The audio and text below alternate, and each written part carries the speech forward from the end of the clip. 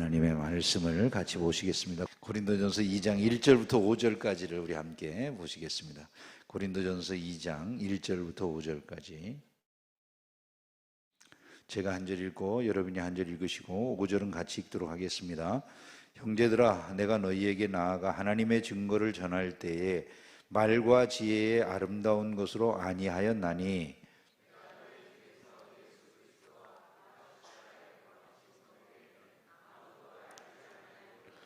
내가 너희 가운데 거할 때에 약하고 두려워하고 심히 떨었노라.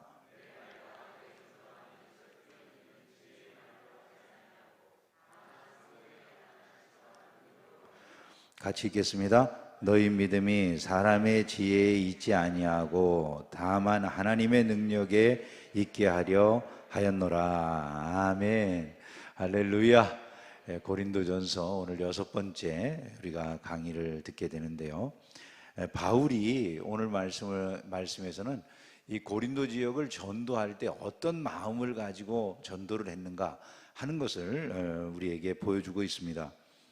1절에 보니까 형제들아, 내가 너희에게 나아가 하나님의 증거를 전할 때 이렇게 말씀했어요. 바울이 고린도 교회에 전한 것이 무엇이라고 말합니까? 바울이 고린도 교회에 전한 것, 그게 뭐라고 하는 거죠? 하나님의 증거. 하나님의 증거를 전했다 이렇게 말씀해요. 근데 이 하나님의 증거를 전했다라고 하는 말이 이게 쑥 들어옵니까? 뭘 말하는지가 쑥 들어와요. 하나님의 증거를 전했다. 이게 좀 잘 안 들어오는 그런 말이죠. 이 증거라고 하는 이 말 자체가 우리가 보통 뭐 증거라고 하는 것은 우리가 증거를 대 이럴 때 이제 증거라고 하는 말을 쓰니까 말이죠. 근데 이게 이제 헬라 말로는 이런 그 말에 해당되는 거예요. 비밀이라고 해석하는 사람도 있어요. 왜냐하면 우리가 성경은 오랫동안 이렇게 예전에는 직접 이것이 요즘과 같이 똑같은 글자 한번 박아놓으면 인쇄기에서 다 똑같은 책이 그냥 계속 나오는 그런 시대가 아니잖아요. 사람들이 다 손으로 쓰거나 이래야만 됐던 그런 시절이니까 이걸 옮겨 쓰는 과정에서 아마 사람들이 어떤 경우에 이렇게 집중하지 못하고 쓰는 경우들이 간혹 있어요. 그래서 사본이라고 하는 것이 남아있는데 이 사본들이라고 하는 것들이 여러 종류의 사본들이 있어요. 사람들이 이제 손으로 옮겨 쓴 사본들이 있다는 거죠. 근데 그 사본들 가운데 어떤 것은 비밀을 의미하는 무스테리온이라고 하는 그런 말로 이렇게 이거를 갖다가 써놓은 데가 있어요. 토 무스테리온 투 데우 하고 이렇게 돼 있는 헬라 말로 이게 비밀이라고 하는 얘기인데 무스테리온이라고 이렇게 써놓은 말로 되어 있는 게 있고 마루트리아라고 하는 말에서 난 마루트리온이라고 하는 그런 말로 이렇게 되어 있는 것도 있어요.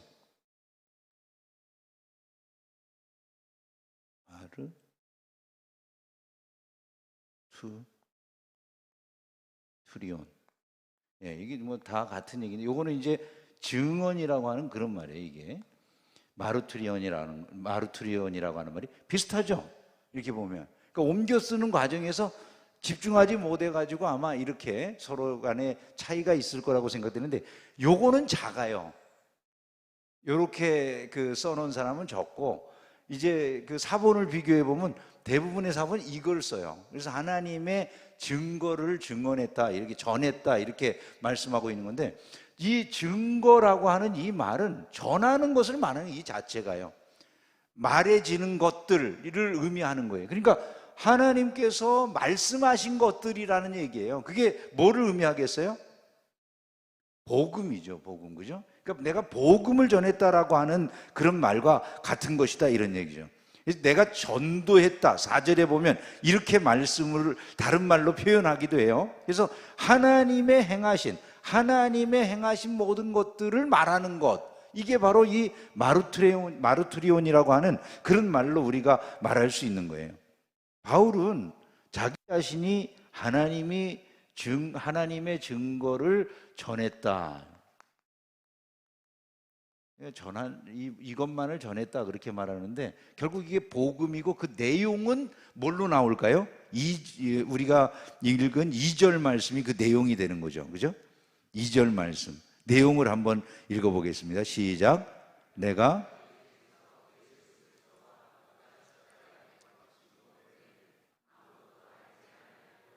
네, 그게 내용이 되는 거예요. 그죠?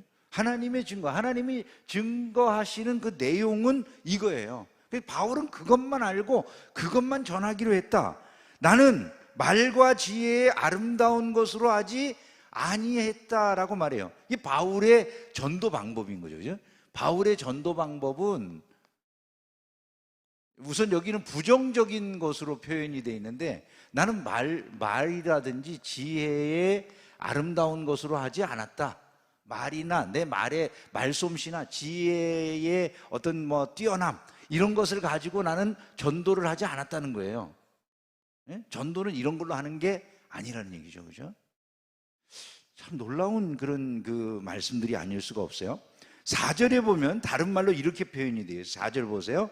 내 말과 내 전도함이 설득력 있는 지혜의 말로 하지 않았다. 이렇게 표현해요. 똑같은 표현을 지금 반복하고 있는 거예요. 나는 말과 지혜의 아름다운 것으로 전도하지 않았다. 설득력 있는 지혜의 말로 전도하지 않았다. 이런 얘기예요. 그건 무슨 말이냐면 당시에는 헬라의 소피스트라고 하는 사람들이 많이 살고 있었어요. 소피스트라고 하는 사람들은 주로 말로 사람들을 설득시키는 이런 일을 하는 당시에 소위 말하면 지혜자들이라고 알려지는 사람들이에요.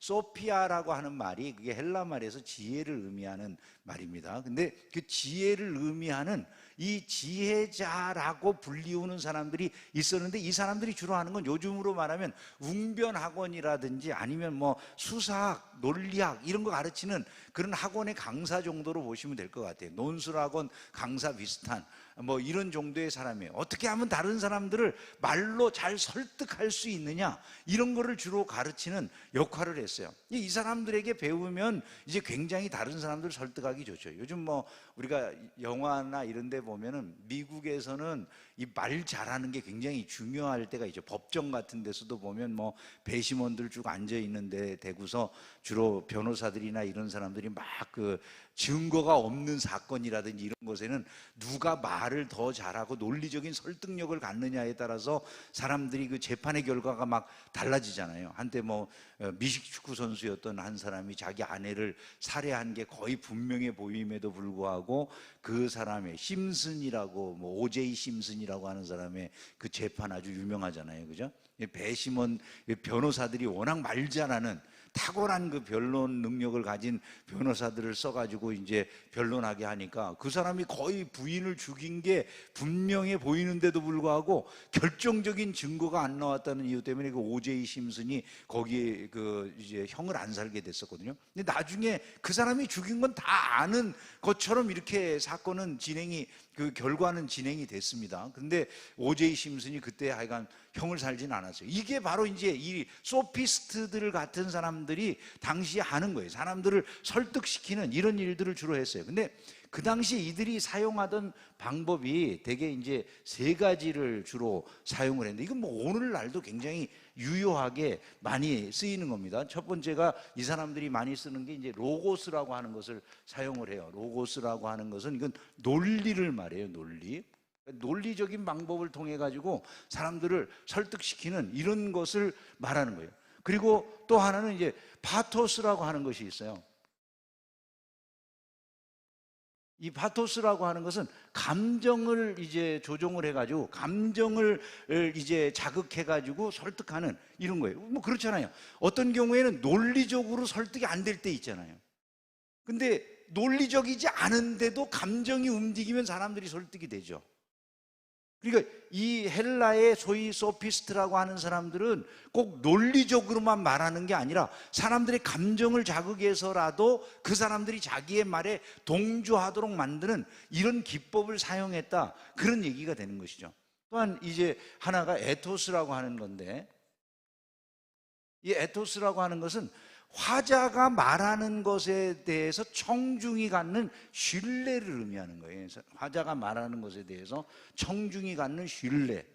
이런 것들을 사용해 가지고 이 당시의 소피스트들은 사람들을 설득한 거예요. 예를 들어서 지금도 누가 말하느냐에 따라서 요즘 우리나라 보면은 옳고 그름이라고 하는 걸 판단하기가 정말 어렵잖아요, 그죠?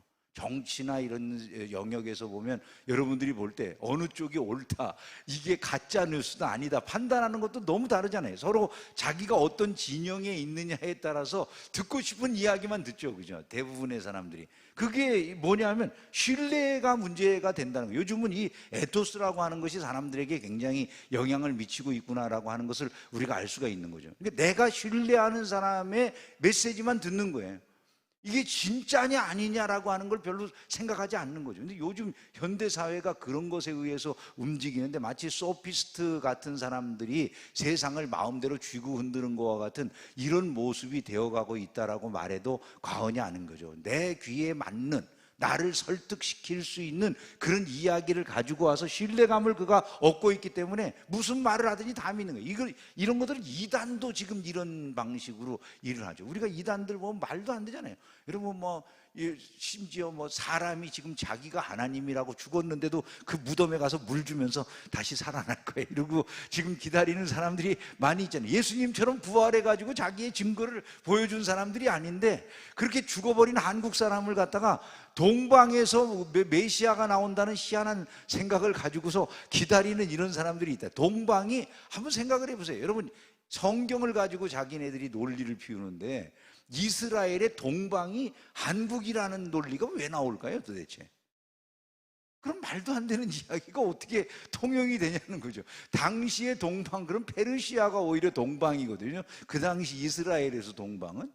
근데 지금 우리나라를 이야기하면 그게 동방이라고 믿잖아요 사람들이. 그리고 지금까지도 그런 사람들을 메시아라고 따르는 인물들이 너무나도 한국에 많다. 요즘 어젠가 오늘인가 우리 교육자들이랑 이야기하다 보니까 군대에서 안상홍 하나님의 교회인가 그런데도 자기 종교의 자유가 있다고 토요일 날 자기네들 예배 드리러 가는 거 그거 허용해 줘야 된다고 군에서 그렇게 가르친대요 요즘은요.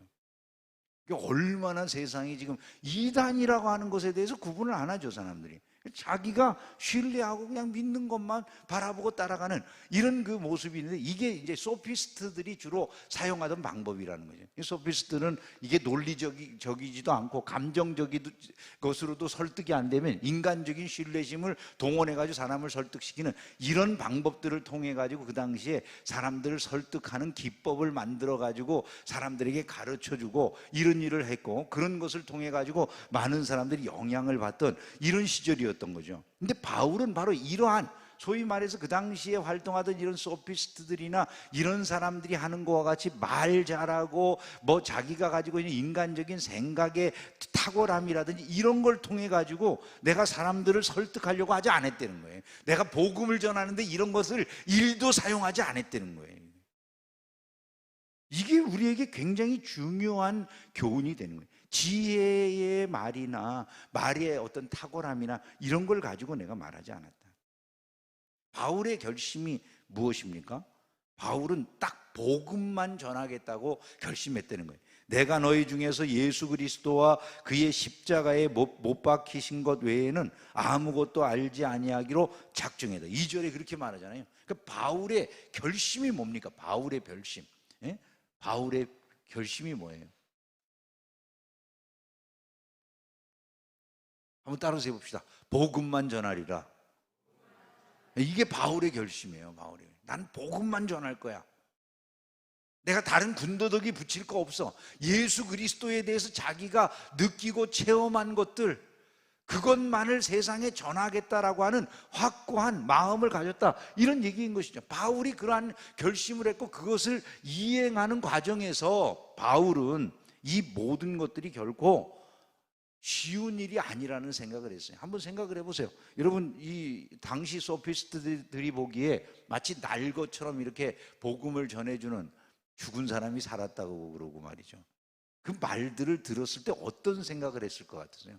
바울이라고 하는 자기네들이랑 민족도 다른 어떤 사람이 와가지고 자기네들에게 하는 얘기가, 예?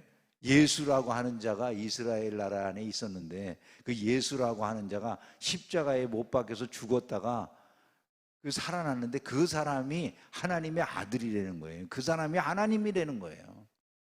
여러분, 이런 말들을 그 당시 이 소피스트들이나 이렇게 말 잘하고 철학적으로 철저하게 무장되어 있던 사람들이 듣겠냐는 거죠.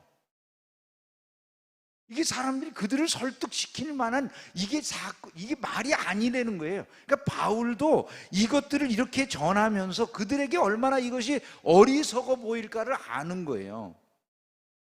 이 십자가와 부활의 도를 전하는 것들이 저 사람들이 들었을 때 얼마나 어리석은 것처럼, 얼마나 보잘것없는 것처럼 들리게 될까 하는 것을 알았어요. 그래서 바울이 보이는 반응이 뭡니까? 3절의 반응입니다. 같이 한번 읽어보겠습니다. 내가 너희 가운데 거할 때 약하고 두려워하고 심히 떨었노라, 이렇게 말씀해요. 그럼 왜 약하고 두려워하고 심히 떨었을까요? 바울도 이러한 세계 속에다가 들어가 가지고 복음을 날것으로 전하는 것에 대해서 부담을 느꼈을 것이다 라고 하는 것을 우리가 알 수가 있는 것이죠. 물론 이제 이걸 해석하는 분들에 따라서 조금 다르게 해석하는 분들도 있어요. 왜 바울이 두려워하고 떨었을까? 그것은 이제 사도행전에 보면 고린도에 가서 바울이 복음을 전하는 게 2차 전도 여행 때거든요. 사도행전 18장에 보면 바울이 고린도 교회를 이제 세워 나가는 그런 고린도 전도에 대한 이야기가 나와 있어요. 근데 이 고린도를 전도하기 전에 17장에 보면은 아덴에서 전도 활동을 하는 이런 바울에 대한 기사가 나와 있어요. 근데 아테네에서는 아테네 사람들아 너희를 보니 범사에 종교심이 많도다 라고 하면서 하나님에 대해서 복음을 날 것처럼 소개를 하지 아니하고 어떻게 말하죠? 알지 못하는 신이라고 하는 신도 너희들이 섬기더라. 내가 너희가 알지 못하는 신에 대해서 이야기해 줄게. 그러면서 하나님을 소개를 했단 말이죠. 그죠? 이러한 소개 방식을 통해 가지고 전도했던 아테네의 전도가 별로 그렇게 효과가 없었다 이 말이에요. 그래서 이것에 대해서 바울이 이제 그 18장에 와가지고 고린도 지역을 전도하고 고린도 교회를 세워나가는 과정에서는 그렇게 자기가 활동한 것의 결과가 좋지 않았기 때문에 또다시 복음을 전하는 일에 심한 부담감을 느끼면서 마음속에 두려워하고 염려를 하고 있었던 거다, 이렇게 해석하는 분들도 있어요.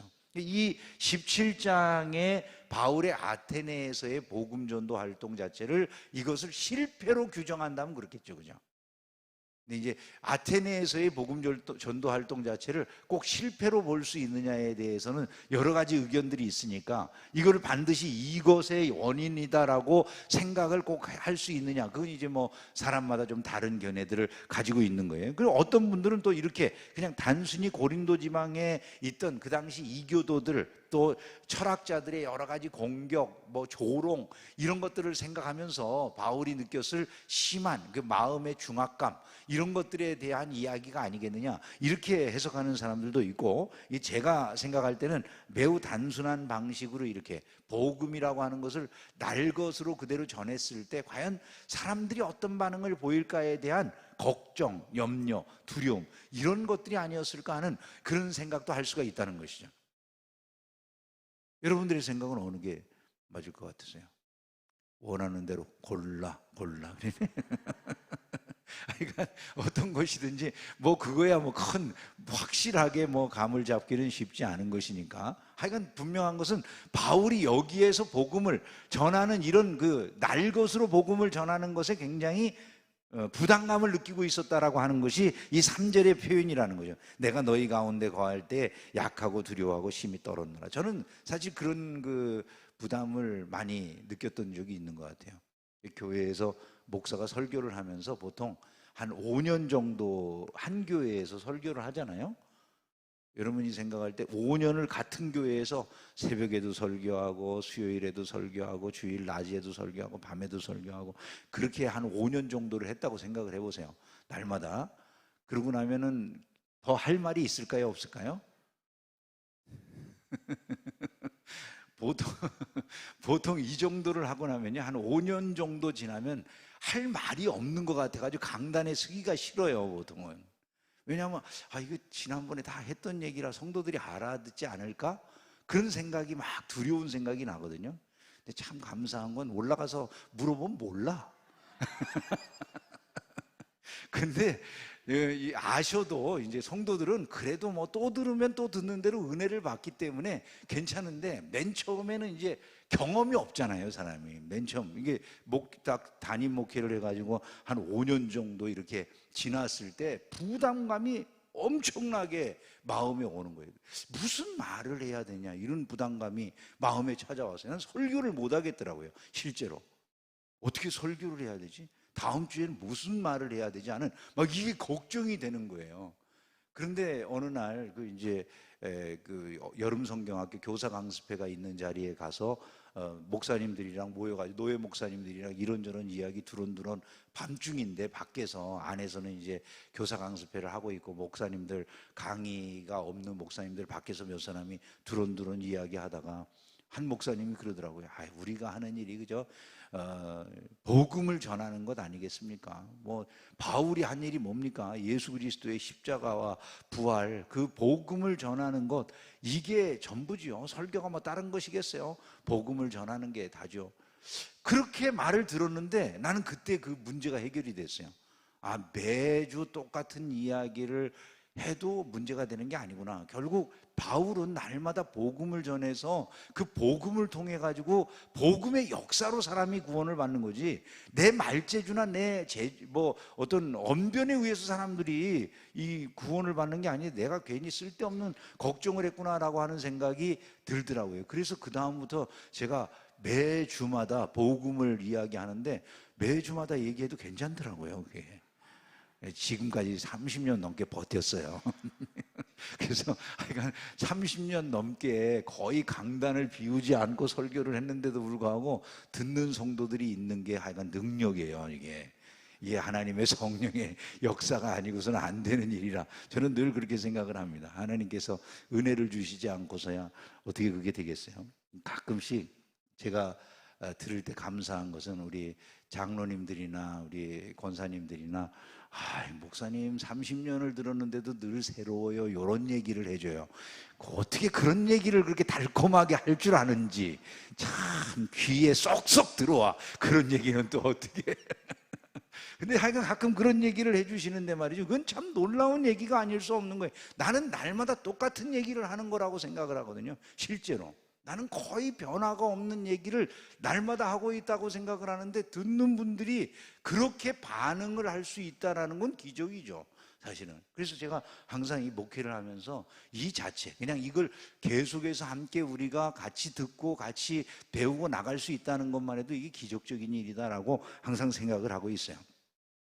심히 두려워하고 떨었다, 이 말은 저에게는 아주 너무나도 제대로 느껴졌던 일이었어요, 그 당시에는. 그래서 바울도 아마 같은 마음이었을 거다. 그냥 복음만을 들고 가서 이야기하는데 그것을 통해 가지고 그 당시 세계에 어떤 영향력이 있을까, 이런 생각을 했을지 모르지만 예수의 이름 그 자체가 능력이 있는 거예요. 그리고 그것이 사람을 살리는 일들을 할 때 사람들은 매번 똑같은 얘기인데 경험하는 게 계속 다른 거예요. 왜냐하면 하나님이 한 개인 한 개인마다 일으키는 역사는 다 다르잖아요. 그것들이 간증이 되고 그것들이 모아져서 하나님이 행하시는 일을 이루게 될 때 우리는 날마다 새로운 것들을 경험하기 마련이다라고 하는 것을 항상 기억을 해야 되는 것이죠. 바울이 그와 같은 일들을 누리게 되지 않았을까, 이런 생각을 하게 되는 것이죠. 바울이 왜 이렇게 결심을 했느냐? 왜 나는 다른 것 안 하겠다, 나는 뭐 세상의 말이나 지혜의 아름다운 것들로 나는 이 복음을 증거하는 일을 하지 아니하겠다고 바울이 왜 그렇게 결심을 했는가가 나와 있어요. 그렇게 결심한 이유, 그 이유가 뭐라고 말합니까? 당신들의 믿음이, 고린도 교회 성도들의 믿음이 사람의 지혜에 바탕하지 아니하고 하나님의 능력에 바탕한 믿음이 되게 하기 위해서였다는 거예요. 내가 너희 가운데 거할 때 약하고 두려워하고 심히 떨었노라. 내 말과 내 전도함이 설득력 있는 지혜의 말로 하지 아니하고 다만 성령의 나타나심과 능력으로 하여 너희 믿음이 사람의 지혜에 있지 아니하고 다만 하나님의 능력에 있게 하려 하였노라, 이렇게 말씀했어요. 이게 바울이 그와 같이 날것으로 복음을 전한 이유라는 거예요. 제가 복음만 전하겠다라고 그때 결심한 다음에 일어난 일이 그거였던 것 같아요. 복음만 전했는데 역사는 너무나 다양하게 일어나는 거예요. 저는 말씀을 전하는 저는 제 힘으로 제 메시지의 아름다움으로 성도들에게 영향을 끼친다는 생각을 거의 못해요. 왜냐하면 늘 똑같은 얘기 한다고 생각을 하니까, 저 개인은. 근데 항상 일어나는 일들은 다양하고 여러 가지 간증들이 있게 되기 때문에 그것들을 보면서 제가 항상 생각하게 되는 게 뭘까요? 아, 이 일들을 하나님이 이루시는구나, 이렇게 생각하게 되는 거예요. 바울이 지금 말해주고 있는 바가 바로 그런 것들이라는 거죠. 복음의 역사라고 하는 것은 바로 이런 거다. 내가 말 재주를 통해 가지고 이런 것들을 하고 있는 게 아닙니다. 내 지혜의 아름다움으로 이런 것을 하고 있는 게 아닙니다. 내가 왜 이렇게 하고자 하느냐, 그 목적이 있습니다. 사람들의 믿음이 내 말이나 내 지혜에 기초하는 것이 되어서는 안 되기 때문이라는 거예요. 그죠? 믿음은 당연히 하나님의 능력에 기초해야 된다는 거죠. 믿음이. 그죠? 그렇지 않습니까? 우리의 믿음이 뭐에 기초해야 됩니까? 하나님의 능력에 기초를 해야 되는 거죠. 믿어져서 믿는 거란 말이죠. 믿어져서. 예? 설득돼 가지고가 아니라 믿어지는 거예요, 이게. 여러분, 아무리 기가 막힌 말로 설득은 한다고 어떻게 동정녀가 아이를 낳았다는 게 믿어지겠어요, 여러분? 그게? 아니, 그게 믿어진다는 게 이상한 거 아니겠습니까? 오히려 그게 좀 정신이 이상한 것 아닌가요? 그죠? 근데 그 믿어지잖아요, 우리는요. 아니, 예수가 부활했다는 게 믿어지잖아요. 아니, 세상에 2000년 전에 저 유대 땅에, 저 이스라엘에 태어난 30대 그 젊은이, 그 30대의 아주 젊은 사람을 우리가 지금 하나님의 아들이라고 믿고 있잖아요. 여러분, 이게 지금 우리가 다 제정신이 맞아요, 그죠? 그게 믿어지잖아요. 이게 무엇으로 말미암아서만 되느냐라는, 하나님의 능력으로 말미암아서만 되는 거라는 거죠. 그러니까 바울은 그런 것들을 내가 어떤 방법으로 인간적인 설득이나 말의 지혜로 할 수 있는 일이 아니라는 걸 깨달은 거예요.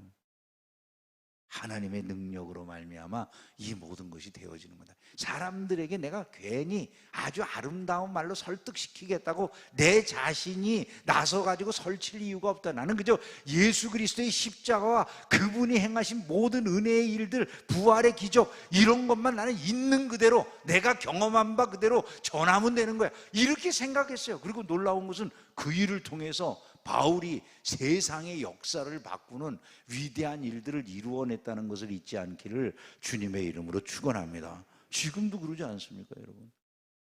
여러분, 얼마나 놀랍습니까? 우리 교회, 지난번에 제가 우리 교회 다니던 그 권사님 그 아들, 예? 시혁이, 얘네들 오시혁 그 같은 경우에 의사잖아요. 부부가 다 의사인데, 외과 의사 많지도 않은데 요즘 그 의사로 가서 취직하면은 한 달에 4천만 원씩 월급 준다고 그런다는데, 자기 친구가 야 와라, 내가 한 달에 4천만 원씩 월급 줄게, 이런다는데요. 이거 다 포기하고 두 부부가 다 같이 선교사로 나간다고, 선교사 외계 가서 저기 선교 활동, 선교 훈련 받고 부부가 지금 선교사로 나간다고 그러잖아요.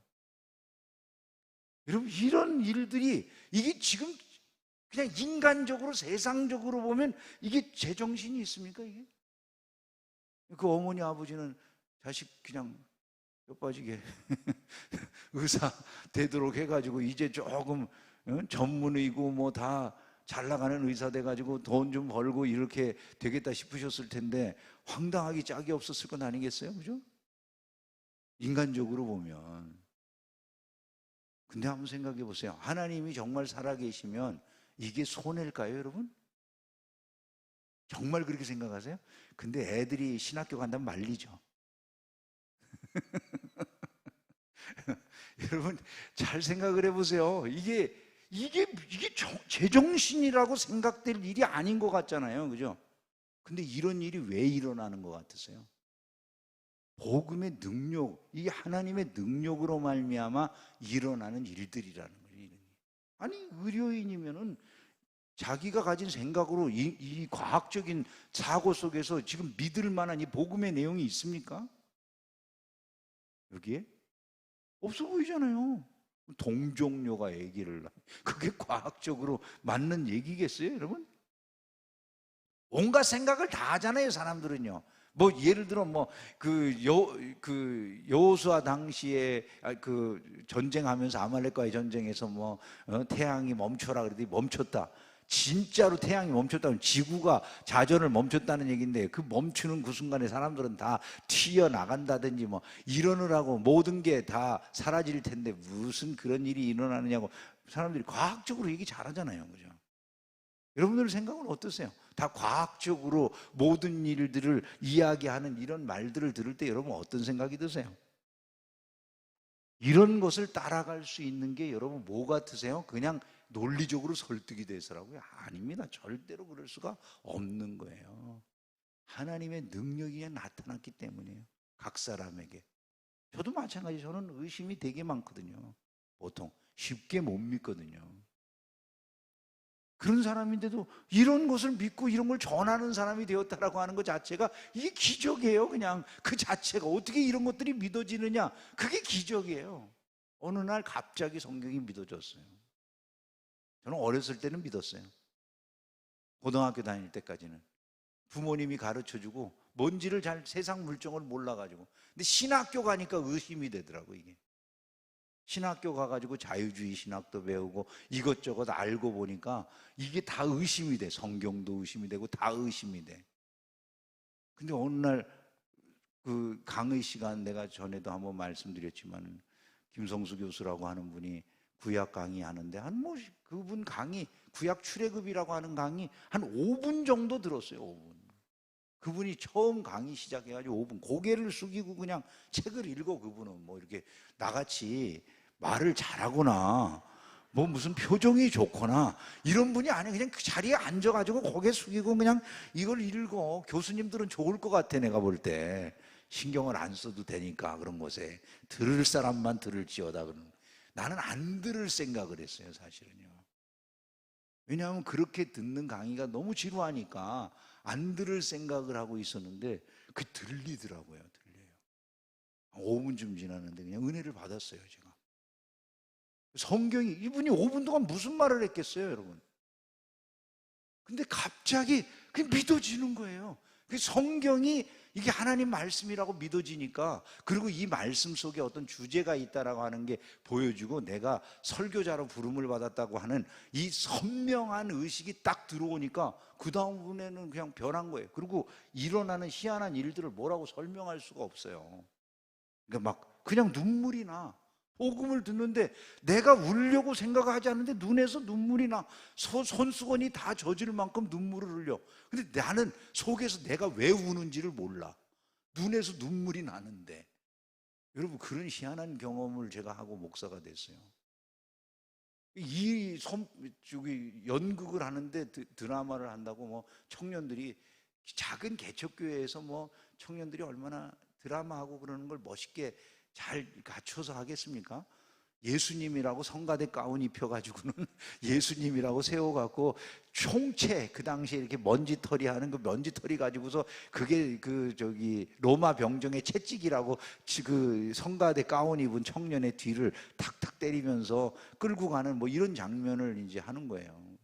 끌고 앞으로 나갔는데 그 청년을 제가 옛날 같으면 그걸 보면서 그랬을 거거든. 참 제발 좀 그만해라 씨.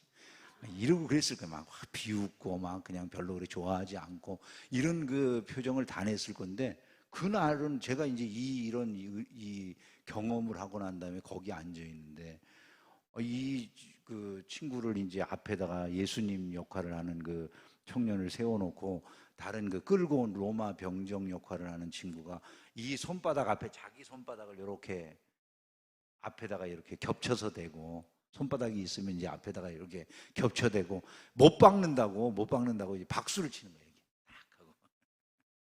그 보면서 속으로 참 정곡도 참 진짜 촌스럽게 한다 생각하고 있을 그럴 때였을 텐데 여기에 박수를 딱 치는 소리가 여기 들리더라고요. 여기서 못 박히는 소리처럼 여기에 들리는 거예요. 쿵쿵 하듯이 그렇게 그 박수 치는 소리가 들리는 거예요. 그리고 그냥 그렇게 눈물이 나. 난 너무 창피스러워가지고 그 눈물을 안 흘리고 싶은데, 난 보통 굉장히 이성적으로 활동하기를 좋아하거든요. 감정 표현을 별로 하는 걸 좋아하지 않는 사람인데, 그런데 그냥 눈물이 흐르는 거예요. 주체하지 못하게. 그런 눈물이 2년 동안을 나오더라고요. 누군가가 그냥 십자가에 대한 얘기만 하면 눈물이 나와. 그러고서 내가 목사가 됐어요. 전혀 되리라고 생각하지 않았던 그런 자리에 제가 있게 됐어요. 그리고 사람들 앞에 저는 서는 것 자체가 싫어가지고 너무나 떨려서 말을 못했어요. 그렇게 보여요? 안 보이잖아요. 하나도 안 보이죠. 내가 사람들이 많은데도 아무렇지도 않게 서가지고 이렇게 말하고 있는 게 이게 기적이에요. 그냥 이 자체가. 왜냐하면 저는 사람들 10명이든 20명이든 그냥 사람이 모인 데를 싫어해. 지금도 내 개인 성향으로는 사람들 모인 데를 잘 안 가요. 모임을 싫어해. 별로. 친구들 모임이든 뭐든 모이는데 가본 적이 없어. 지금 아마 수학 여행이니 뭐니 이런 거 다 갔다 오셨죠, 그죠? 저는 한 번도 간 적이 없어요. 어디 사람들 모이는데 가는 게 별로 좋지를 않아. 그런 사람이에요, 제가. 이런데 이런 성도들 앞에서 목회하는 게 여러분 이해가 돼요? 안 되잖아요. 근데 이 일을 하게 되니까 이렇게 놀랍게 하게 되는 거예요. 그거 하나님께서 부르셨다라고 하는 그 확신이 있은 다음에 그게 된 거예요. 그날 내 안에 들어왔던 생각은 이거예요. 이제는 설교할 수 있겠다. 처음으로 그런 생각했어요. 이제는 설교하러 나가려면 노트를 한 16페이지 써가지고 나가서 5분도 안 되게 하고 내려와요. 막 떠느라고 막 다다다다닥 읽고 내려가. 그런 사람이었어요. 근데 만약에 이거 하라면 오늘 밤새도 돼요. 고린도전서 갖고 그냥 밤새버릴까? 그래도 될 만큼 그냥 자연스럽게 이게 바뀌었어요. 하나님께서 이런 은혜들을 주시는구나, 이런 생각을 자연스럽게 하게 됐습니다. 여러분, 우리의 믿음은 사람의 지혜에 있는 게 아니에요. 복음의 능력, 하나님의 능력에 있다는 것을 잊지 않기를 주의 이름으로 축원합니다. 오늘을 살아가는 사역자들에게 이 말씀이 주는 교훈을 정리하고 말씀을 맺습니다. 우리가 전해야 되는 게 뭐냐? 여러분, 우리가 전해야 되는 게 뭡니까? 바울과 같이 우리도 결심해야 됩니다. 복음만 전하리라. 사역자들이 해야 되는 일은 다른 거 아무것도 아니에요. 그건 사역자인 목사들만을 의미하는 게 아니에요. 우리는 다 똑같이 명령을 받았잖아요. 전도는 은사가 있는 사람들이 따로 있을는지는 모르지만 은사가 있는 사람들만 전도하라는 명령을 받고 있는 게 아니에요. 모든 성도들이 다 복음을 전하라는 명령을 듣고 있다라고 하는 점을 반드시 기억을 해야 되는 것이죠. 그래서 너나 할 거 없이 우리는 다 전도자로 나가야 된다라고 하는 점을 알고, 우리는 내가 말을 잘못하기 때문에 내가 무슨 특별하게 지혜가 뛰어나거나 특별한 배움이 있지 않은 사람이기 때문에 나는 전도 못해요, 이런 말을 하면 안 된다는 거예요. 바울은 그런 것이 있어도 그런 거 사용 안 했다는 거잖아요, 그죠? 그런 것으로 복음이 전해지는 게 아니다. 결국 하나님의 도우심, 성령의 능력, 이런 것들 아니면 성령의 나타나심과 능력으로 말미암아 되기를 원한다. 이것은 성령의 능력의 나타남이라 이렇게 말할 수 있는 구절이에요. 성령의 나타나심과 능력으로 이렇게 말했는데, 그것은 성령의 능력이 나타나심으로 이렇게 바꿔서 표현할 수 있는 그런 내용이에요. 원어를 보면 성령의 능력이 나타나심으로 말미암아서 전해지는 것이지, 복음이라고 하는 것이 우리의 말의 능력이나 재주로 전해지는 것이 아니다. 그러면 우리가 어떻게 해야 되겠습니까? 이제 우리가 해야 될 일은, 전도는 가서 내 재주로 하는 게 아니기 때문에 순종해야 된다. 첫 번째로 순종해야 돼. 일단 내가 가서 입을 벌려야 돼요. 자꾸 대상을 찾고 기도하고 하나님의 은혜를 구하면서 나가야 돼요. 이것 외에 다른 방법론이 있는 게 아니라는 점을 반드시 기억하고 순종하며 나가는 가운데 저와 여러분을 통해서 복음의 큰 역사가 이 지역사회 안에 다시 일어날 수 있기를 주의 이름으로 축원합니다.